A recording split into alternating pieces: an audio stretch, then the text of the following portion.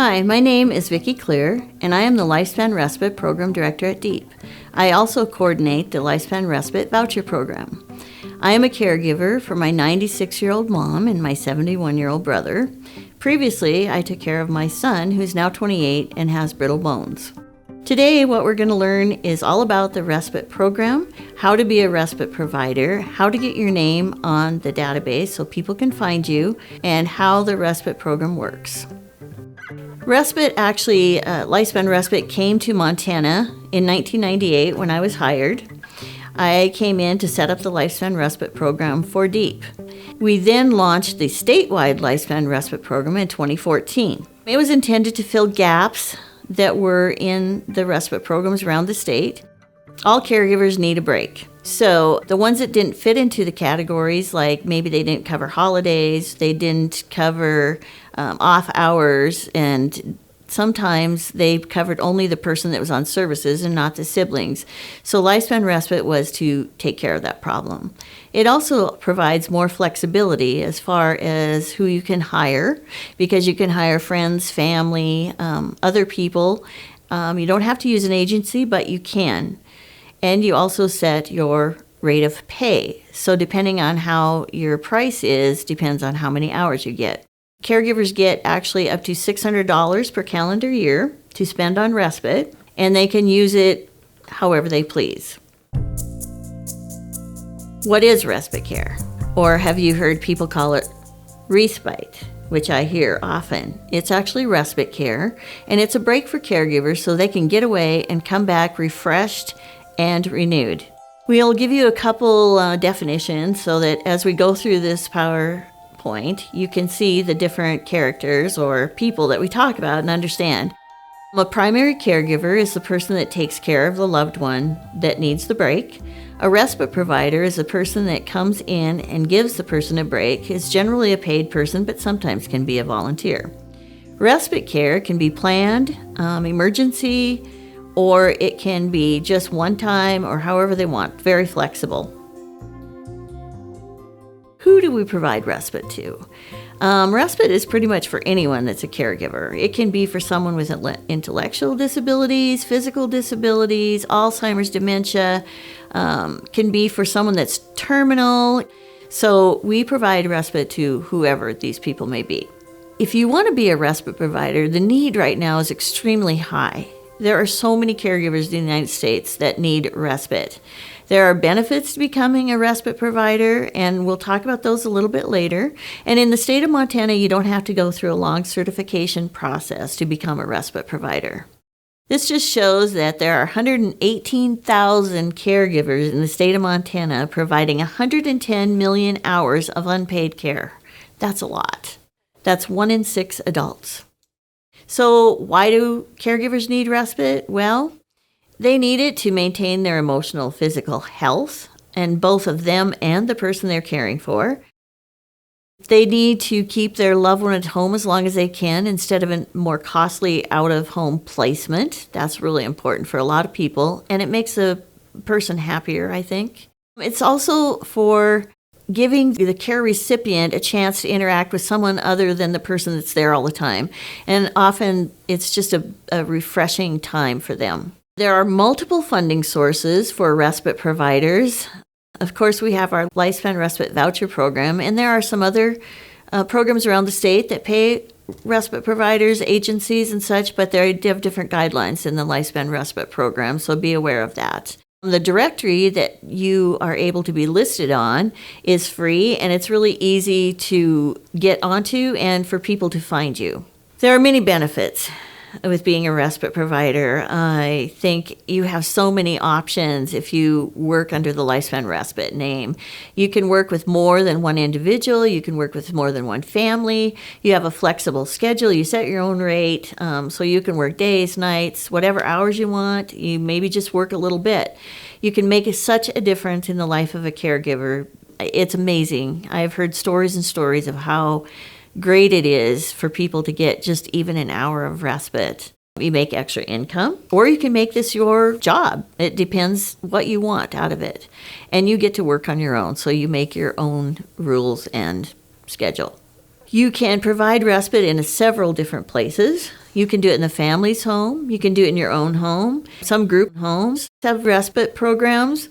We allow it in daycares, temporarily, not for all the time. Adult day programs, we offer camps for children. You can take people out into the community to do activities, go to games, or participate in different kinds of things. Or it can be transportation, just to take them to their appointments or different places they might want to go, or maybe just go for a drive out in the country just to get away from it all. It's pretty open what you can do. Most respite providers work for an agency or they work independently, and some do a little volunteering. It's totally up to them. So to be on the respite directory, where you can get your name out there and people can choose you to hire, all you have to do is a current background check, which we will process for you. You will just fill out the form that we'll provide and have it notarized, and then we will do the background check for you. So it's free of charge. You will complete this training. There's several segments, and you can do them all at once or as you wish. And then you do a little quiz at the end that just shows us that you've watched it. And CPR and first aid are not required, but we really encourage you to get it for your own safety and benefit, and we will actually pay up to $50 of the cost of that for you, which is a great benefit. The way Lifespan Respite works is it's a service for the caregiver, but the care recipient benefits also. Respite providers can charge a daily rate, an hourly rate, weekly, set rate, whatever works for them and the family. You just agree upon it together. And then we have a grant through the ACL that pays for respite vouchers for folks. And so with that, they turn in a time sheet to me, and we actually reimburse the caregiver. Then they are responsible to reimburse you, pay you for your time. And they can do that right away, or they can wait till they get the check from us. And it takes usually less than 2 weeks to get that check. Unless there are holidays or something in there. It's a really quick turnaround.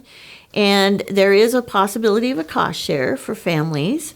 If they have enough income they can pay a portion of their respite, then we do require that. Unless there are outstanding bills, we're very flexible on that.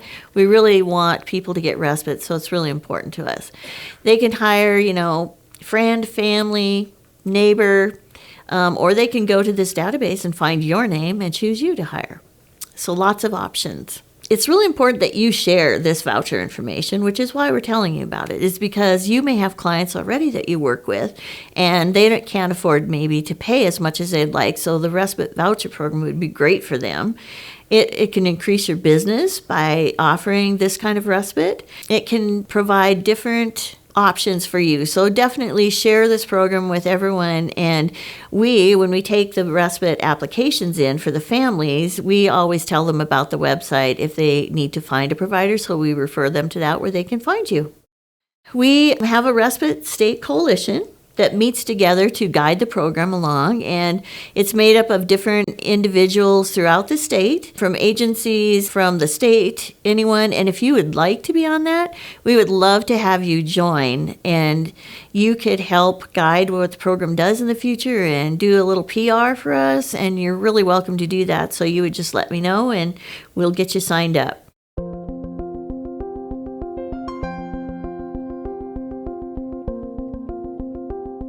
You can work for a respite agency. It could be a nonprofit or a for-profit. They offer different respite services, and they do have their own training, and they have a little different way of paying. So just throwing that out there for your options.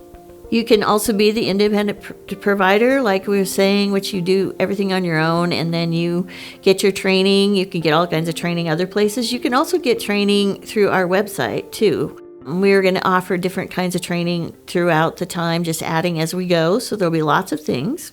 It is important, we want to highlight that you do need to have some training for the people you're going to work with. If you're going to work with someone with dementia or Alzheimer's, please get trained on that particular option. Even children or any kind of needs that you're going to use, be sure that you are properly trained on those varieties so that you go in there knowing what you're doing and looking professional. It's very important. I already mentioned a little bit about the training. You go to respite.mt.gov, that's our website, and then you can look at our online resource trainer and you can find different things that you can learn. And there's also a way to list different agencies that provide respite. There are just other resources that we wanted to put up here. This is the way you go in to find the respite, and Patrick, who is on our executive committee of the Lifespan Respite Program, is going to do a separate section on how to find respite through the database and through the website, and how to get onto the database yourself. So we'll let him handle that. This shows the search results. It's amazing. You can just find whatever kind of respite you need there. So we will train you on that also. We've gone over what to do. Fill out the application. Fill out the background check form, have it notarized, complete the quiz after you've done all this training, and send that. They all come to me. And when you send that in and you apply on the application, it'll give you the chance to write what you're trained in, the ages you want to serve, the days you're available, the suggested hourly rate, which can be flexible when you talk with them.